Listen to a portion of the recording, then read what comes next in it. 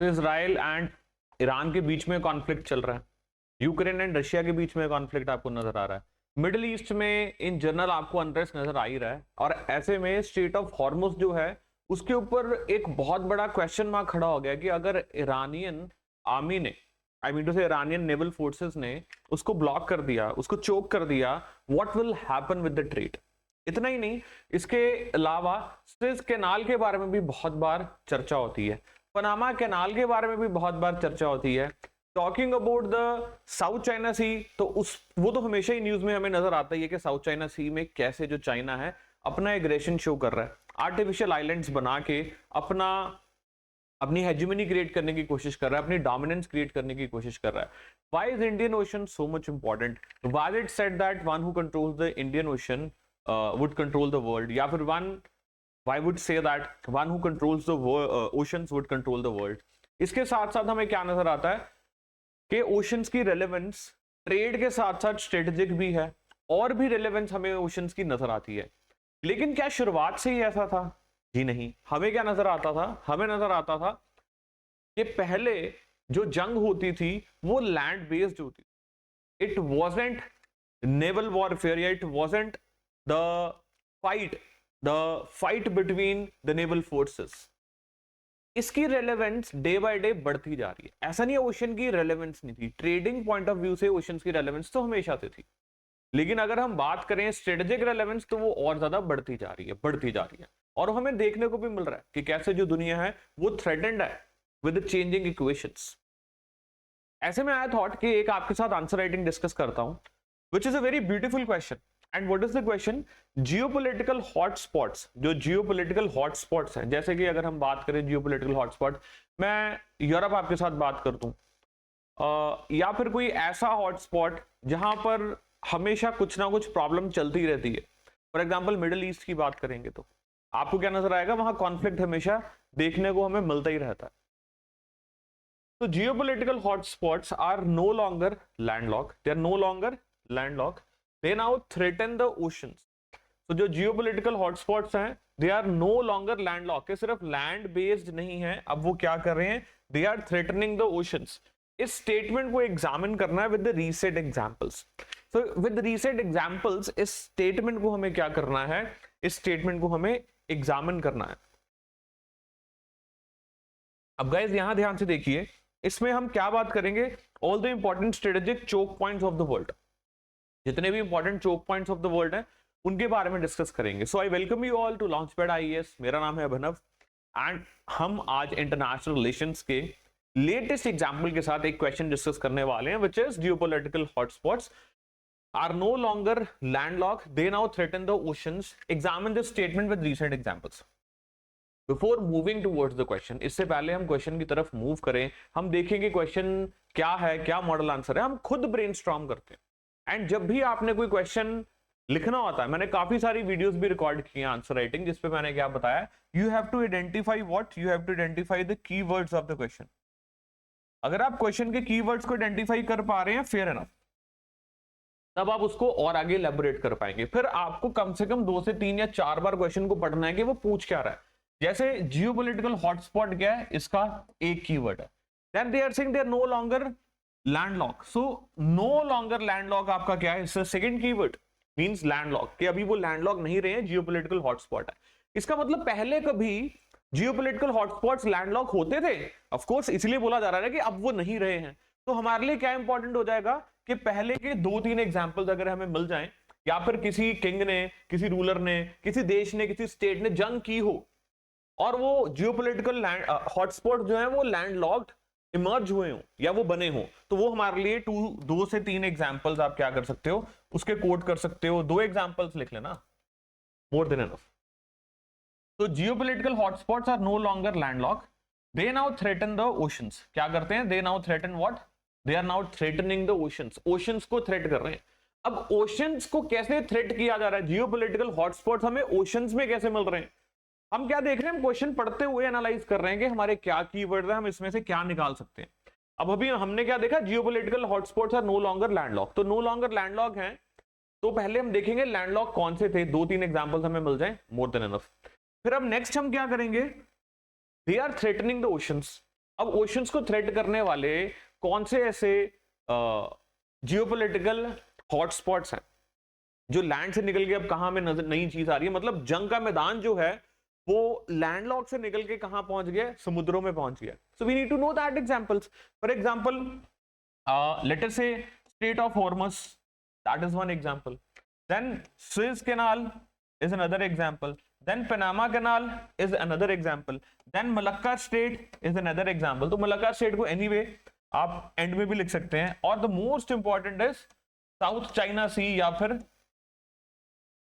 South East China Sea. I mean to say East China Sea.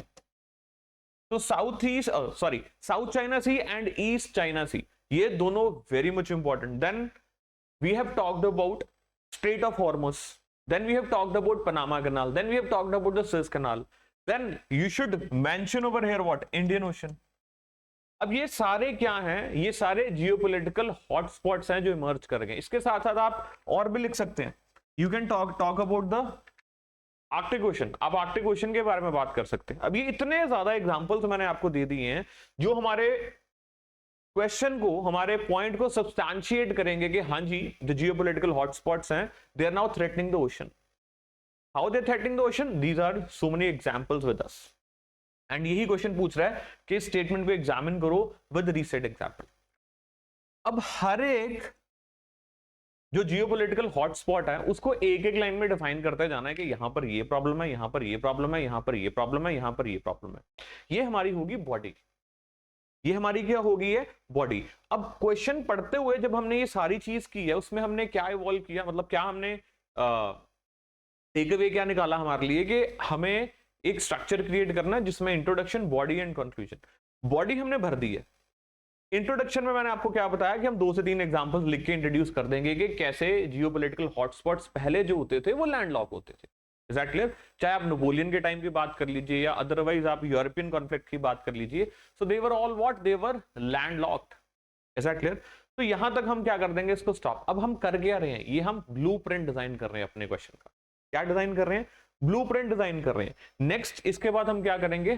Conclusion लिखेंगे. Conclusion has to be such that कि थोड़ा philosophical and पर भी हो, थोड़ा रेलेवेंट भी हो और पढ़ने वाले को भी मजा आए कि हाँ बढ़िया इसने कंक्लूजन लिखा है. Even introduction also. बॉडी में हम क्या लिख रहे हैं? इसी पॉइंट को सब्सटैंशिएट करेंगे कैसे ओशंस को थ्रेटन किया जा रहा है. Is that clear? तो अब देखते हैं इंट्रोडक्शन में क्या लिखना है हमने, बॉडी में क्या लिखना है एंड देन कंक्लूजन में. अब इंट्रोडक्शन की बात करें. अगर इंट्रोडक्शन में आप लिखेंगे कि अल्फ्रेड टी महान ने हमें क्या बोला था, one who controls the ocean would control the world. तो it gives you a very big bang introduction, बहुत बड़ी इंट्रोडक्शन.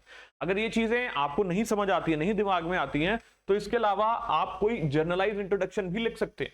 जैसे मैंने आपको बताया, आप मेंशन कर सकते हैं कि geopolitical hotspots unlike today used to be landlocked like that of examples, जो आप कोट कर देंगे 2-3. ये भी आपकी बड़ी इंट्रोडक्शन होगी. उसके बाद हम आगे मूव करेंगे बॉडी के ऊपर. बॉडी में विल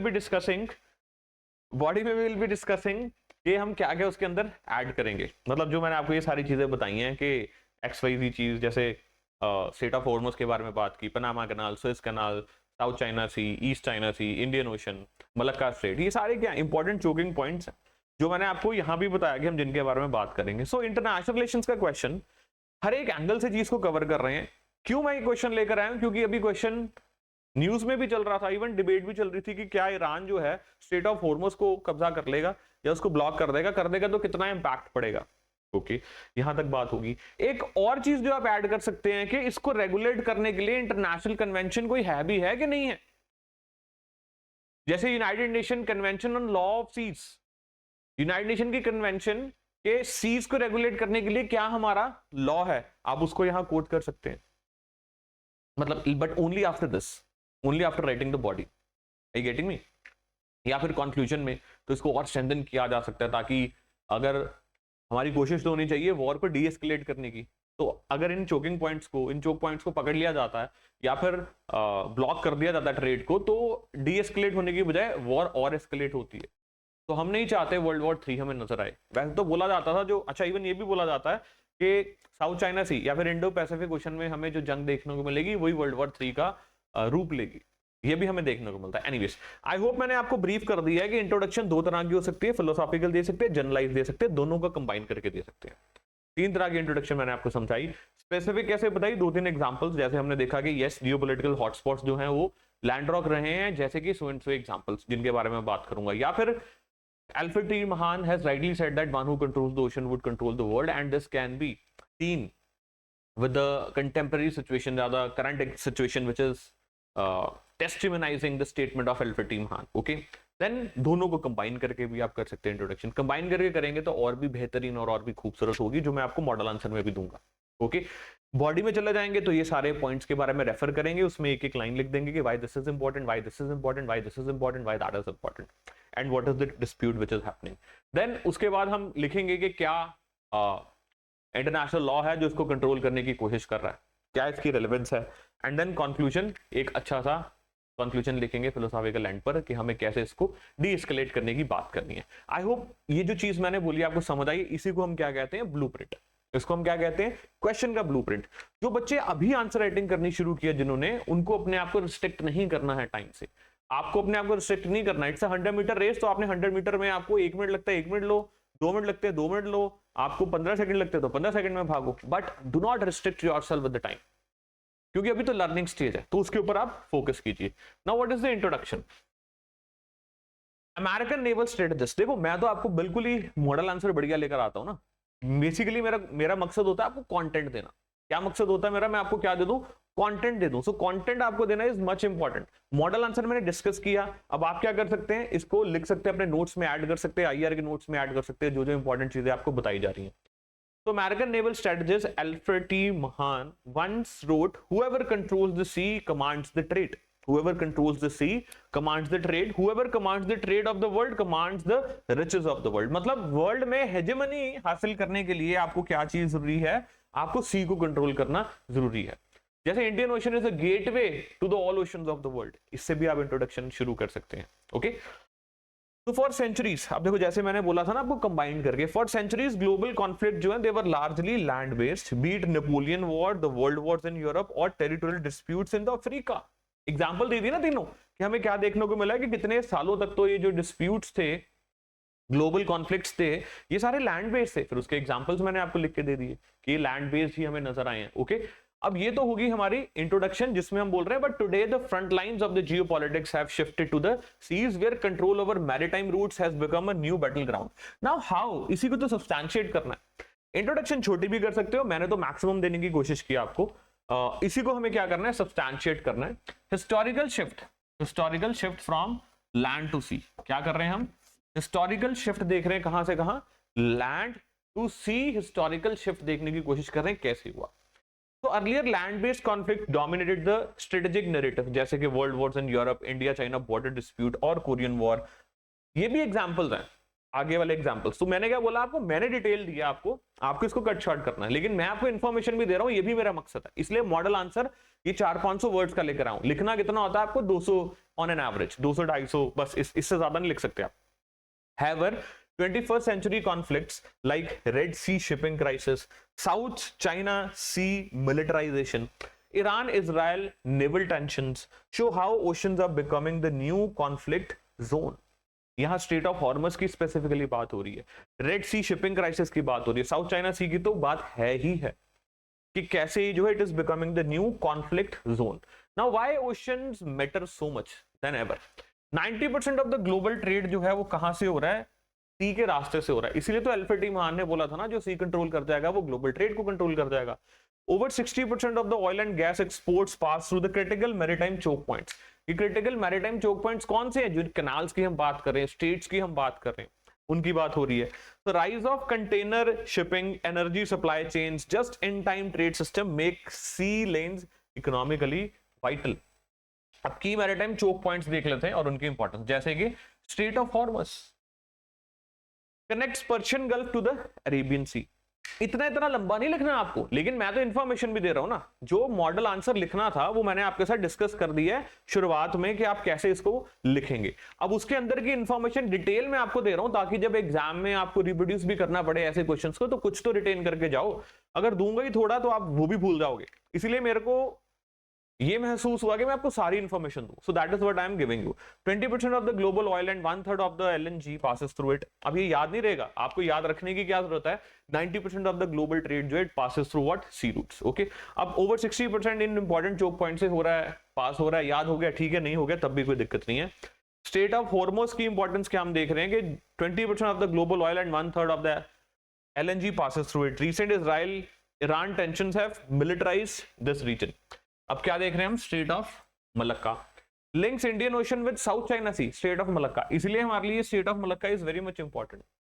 तो used by 50,000 ships per year, handling 30% of the global trade. बस आपको इतना याद रखना है, it handles 30% of the global trade. Heavily patrolled by India, China and Asian navies, Association of South East Asian Nations. तो heavily militarise हो गई है, देयरफॉर हम क्या बोल रहे हैं, इंपॉर्टेंट चोक पॉइंट। एंड और हम क्या बोल रहे हैं इसको, जियोपॉलिटिकल हॉटस्पॉट कहां शिफ्ट कर गया, ओशंस पे शिफ्ट कर गया। सिमिलरली ये रीजन भी मिलिटराइज हो गया, इसलिए तो बोल रहे हैं ना कि जियोपॉलिटिकल हॉटस्पॉट जो है वो कहां चले गए हैं, ओशंस में चलेंगे। Is that clear? Now next, Swiss canal carries about 12% of the world trade. Swiss canal, तो आर्टिफिशियल कैनाल बनाया गया, वेरी इंपॉर्टेंट के 12% ऑफ द ग्लोबल ट्रेड जो है यहां पर मिल रहा है हमें। How vulnerable global trade is, जब 2021 में हमने एवर गिवन ब्लॉकेड यहां पर देखा था। Then Panama canal, importance for Americas east west trade but is facing challenges from climate induced water shortages. Then wider maritime flash points, connects Atlantic and the Pacific ocean. तो सभी की हम relevance बता रहे हैं, south China sea and east China sea. China ने क्या किया, आर्टिफिशियल आइलैंड्स बना लिए यहाँ पर, deployed military bases, then claimed vast areas under 9 line, conflict with Nations like Vietnam, Philippine, Japan. These seas host 30% of the global shipping. 30% of the global shipping यहां से आपको मिल रही है। ओके, एंड देन चाइना के लिए भी इसकी बहुत इंपॉर्टेंस है। चाइना ने आर्टिफिशियल आइलैंड्स भी बनाए, आप आर्टिफिशियल आइलैंड्स के नाम भी लिख सकते हैं यहाँ पर। Then Indian Ocean region, critical for India's maritime security and trade. Imports, India imports 80% of crude, most of which comes from this route. So इसमें भी हमें क्या नजर आ रहा है, Quad, belt and road initiative, string of pearl जिसे हम कह रहे हैं, and then India versus China यहां नजर आ रहा है, देन ऑकस नजर आ रहा है आपको। ये सारी चीजें अमेरिका का narrative, free and open Indo Pacific region, ये इस रीजन को भी क्या बना रहा है, इस रीजन को भी इंपॉर्टेंट जियोपॉलिटिकल हॉटस्पॉट बना रहा है। अब ये तो सारे थे पॉइंट्स जो हमने देखा कि यस लैंड पर, लैंड से हम शिफ्ट कर गए ओशंस पर, सी पर, और वो सारे सब्सटैंशिएट कर देंगे। आई थिंक इससे बेहतर आपको चीज मिल नहीं सकती है। आगे चलते हैं। अब लीगल एंड स्ट्रेटेजिक फ्रेमवर्क क्या है, जो मैंने आपसे बात की थी, UNCLOS united nation convention on law of the seas provides rules for navigation, territorial waters, exclusive economic zones. Even आप सिर्फ इतना भी मेंशन कर देंगे तब भी ठीक है। Now naval alliances and freedom of navigation operations, FONOPs, countries like US, India, Australia conduct joint patrol to ensure open seas, quad AUKUS are gaining importance। तो ये सारी चीजें बताइए कि कैसे इसको मैनेज करने की कोशिश की जा रही है। अब व्हाट इज द कंक्लूजन, जैसे जैसे वर्ल्ड जो है मल्टीपोलर ऑर्डर में मूव कर रहा है, control over ocean will define global influence, economic resilience and national security. Very important, the maritime domain is no longer just a medium of transport. ये बहुत इंपॉर्टेंट है। आप यहां से चाहे इसको छोड़ के आप सिर्फ यहां से शुरू कर देंगे, ये भी ठीक है। Maritime domain is no longer just a medium for transport. तो फिर ये क्या है, it's a space for power projections, economic leverage and geopolitical contestation. तो India must respond with what, stronger naval capacity. आपसे पूछा नहीं गया था इंडिया के कॉन्टेक्स्ट में, लेकिन हम भी डील कर रहे हैं कि इंडिया के कॉन्टेक्स्ट में हम इसको कैसे मैनेज कर रहे हैं। क्वेश्चन का पार्ट नहीं है इसको, डोंट टेक इट। आप कहां एंड कर सकते हैं, बस यहां एंड कर सकते हैं। As Mahan warned over the century ago, sea power is not just a navy, sea power is not just a navy, it's a trade, port, ship building policy, all integrated. So seas may be vast but so are the ambitions sailing on the sea. यहां पर लिख के आप conclude कर सकते हैं। ये मैं आपको एक्स्ट्रा इंफॉर्मेशन दे रहा हूं कि stronger naval capacity under mission what Sagar, maritime India vision 2030, this is important for you, deeper involvement of Indian ocean region and Indo-Pacific cooperation, and leadership in preserving the global commons based on rules, peace and open trade. That's it. और भी आप Indian के response में, India का क्या response है with respect to Indo-Pacific या with respect to containing China and engaging China, ये आप पॉइंट सर्च करके खुद लिख लीजिए। ओके, ये पॉइंट सर्च करके खुद लिख लीजिए। आपका कंप्लीट क्वेश्चन तैयार है। अगर आपको सीज के ऊपर क्वेश्चन आ जाता है, आपको कॉन्फ्लिक्ट के ऊपर क्वेश्चन आता है, ये गुड टू गो, कुछ और करने की जरूरत नहीं है। Best answer ever. Thank you.